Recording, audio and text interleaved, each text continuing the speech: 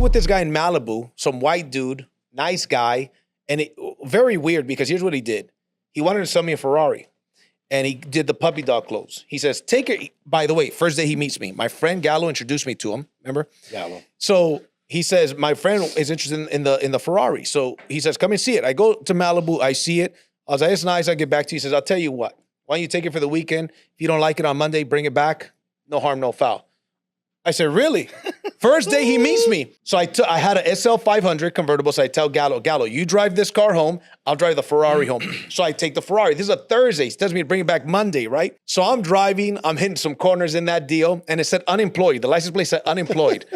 Right? Yeah, bro. Badass. I have a picture. We'll put it on the podcast, right? So I remember I met with Wences. I had my assistant at the time. And we met up in El Monte, and we met with Wences, and we had dinner, and we had one glass of wine. I'm driving home, and El Monte is close to Alhambra. So I tell my assistant, by the way, you want to go to, what is one of those popular bars in Alhambra? Azul or? Azul. So I say, you want to go to Azul? Yeah. I say, you want to go to Azul? She says, sure. So we go to Azul, right? When we get to Azul, bro, there's a long line to get into Azul. There's another bar next to it. I was like, let's just go to that one because I don't want to make that line, but I park valet. So they're like, hey, you want to come into Azul? I'm like, yeah, but I'm not trying to make the line. You don't have to make that line. Come right in. Yeah. Sounds good. So we go into Azul, right? We're having a good time. We're dancing, and we have one drink. But I wait. I'm chugging a bunch of water because 3 hours ago I had a wine, and I had one drink. So I'm like, I'm going to drink some water, eat some carbs. I'll be all right. So I wait about an hour. Then we leave, right? So when we leave, I'm driving. You got the CHP officer pulls right next to me in the Ferrari. So I'm driving. My assistant's here. They pull up. They turn. They look at us. Then they just get behind me. I'm like, okay, here we go. So then they pull me over. Of the 710, I take the 10 freeway east, and I exit the first exit. My assistant says to me, you know, you don't have to take a breathalyzer. You can take the blood test. It's safer, right?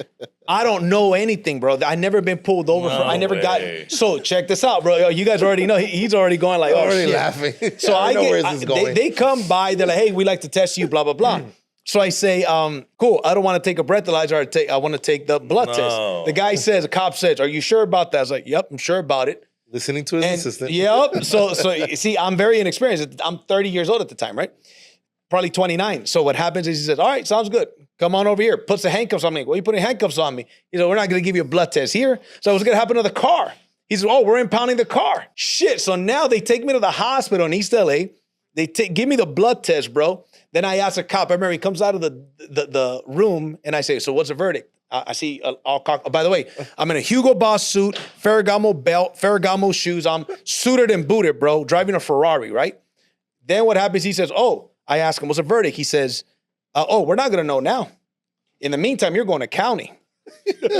Bro, now I'm like, oh, snap. I was just driving a Ferrari with my assistant, VIP access to the bar, right? All this stuff. Now I'm going to county. So then they put me in county. The cop says they're going to let you go. You're good. They're going to let you go. 3, 4 in the morning comes on a Thursday. So it's now Friday. Then he says, I guess they're not going to let you go. Get in that line. Now I make a line. I'm with the rest of the inmates, a bunch of drunks. One guy mopping the floors, and he says, hey, those shoes, you should put them inside your pants and tie them up. If not, they're going to come up missing. You're not going to get your shoes back. So I do that. And then they put us in a room. Everybody get naked, blah, blah, blah. Now I'm in county, bro. So, and then when I get into, it's like 2 bunk beds, bro. Literally, that's a wall. Here's a bunk bed. And then there's this much space. And here's the other bunk bed. And it's 4 of us in that little ass room. So when I get in there, it's like 4 in the morning, 5 in the morning. They all wake up. 3 of them wake up. Hey, why are you here? So I tell them, oh, you got to bang the wall and you got to yell this. I'm like, right now? Yeah. So anyways, I yell it. Long story short, I go to sleep. They wake me up like an hour later, like at 6 in the morning. They're like, they might call your name. They call my name. Now they send me to Wayside. Now they put me, you ever see those big ass sheriff buses? Now I'm in a sheriff bus, bro, next to this cholo ass dude with bald tattoos on his face, all tatted, bro, like a veterano cat, right? And we're both handcuffed. And they put us, and we're walking in synchronicity because we're handcuffed. Now I'm in a bus, a sheriff bus, on the way to Wayside by Magic Mountain. Then when I get there, bro. Take the breathalyzer, bro. No. This is too late for that. It's too late for that. I'm already in, bro. Know. So what happens is I didn't know any better, right? So now I'm going, and I remember thinking in the bus, this is going to be a cool-ass story one day. I swear. And here you are. And here I am, right? As I'm going to write a book about this one day. So, no, but check this out. I get to Wayside, and when we get in, I didn't get the memo that it was paisas or, what is it? Paisas or sureños. Yeah, sureños. Well, it wasn't that anymore. You know what they said? Paisas or homies. So when I get in, a little cholo guy goes, homie? And I go, what's up? I thought he's saying like homie. Well, apparently I claimed homies, bro. So now the shot caller from the homies shows up. He said, hey, who do you run with on the streets or something like that? I said, I don't run with nobody on the streets. What do you mean? He said, you claim homies. I said, I don't know what that means. My first time being in jail, bro. I have no idea what that means. So he calls a shot caller from the paisas. Now I got the shot caller of the homies, the shot caller of the paisas, both of them bald with a big ass beard. And they're angry, bro, especially the homies. Shot caller is angry. And we're in one of these rooms with like 300 inmates, bro. Two stories, bunk beds everywhere.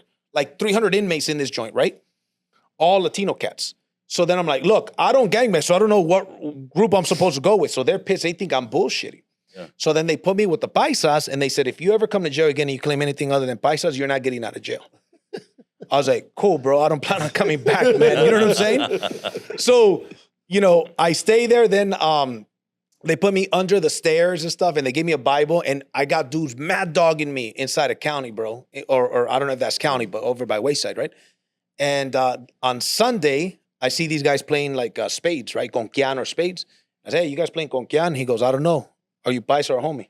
I was like, I'm good. I'll just go read the newspaper over here, man. I sat down. I was reading the newspaper, the advertisement. That guy knows. But check this out. During that time, the company I was with, I called my assistant. That's the only number I memorized. So I called my assistant. I'm like, what's happening? She says, I don't want to worry you, but there's some big shit happening. I said, well, now you're worrying me, so you might as well tell me and shit. The company got taken over by the executive staff. They kicked out the owner and CEO. He's not the owner and CEO. People are blowing up your phone because they think you and him did something wrong and you're not answering. And I don't want to tell them that you're in jail. This whole thing is going to crap while I'm in jail, bro. This happened Saturday. And I can't answer nobody. I'm not on Facebook. I'm not on Instagram. I'm not on nothing. And so I had like 1,700 missed calls, by the way, when I got out of jail, bro. Bro, I had a team of 17,000 people. Right, interesting. I said 1,700 calls. I don't know how many calls. Like over 1,000 calls, bro. Yeah. Like from other countries, I had calls, right? So I'm like, well, get me out of here and I'll figure it out. So then I thought I wasn't going to get out till Monday. For some reason, they let me out on Sunday afternoon. Like at 3 o'clock, they called my name. And it takes like 4 hours to get out. To get checked out, it takes like 4 hours to get checked out.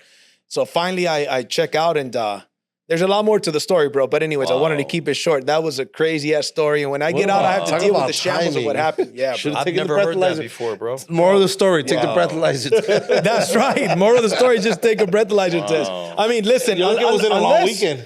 unless you really are intoxicated, it does help to buy you that time. You know what I'm saying? So, but I wasn't actually. I just thought I'm being clever or something, right? Yeah. Tapatío and I have something to say. Tapatío. Ah, no. Da pegar Carla, güey. No le digas, güey. No. Hey, ¿cuál Carla? Móchate con el restaurante. No, but I'm grateful to be here, be a guest, and be here to contribute back to our listeners. And we definitely got to do this again. Yeah, most definitely. 100%. We will, man. Make sure you guys follow these guys on social media. Their handles are going to be up on the screen. With that being said, gentlemen, thank you very much for coming on the podcast. We got to do it again. Thank you.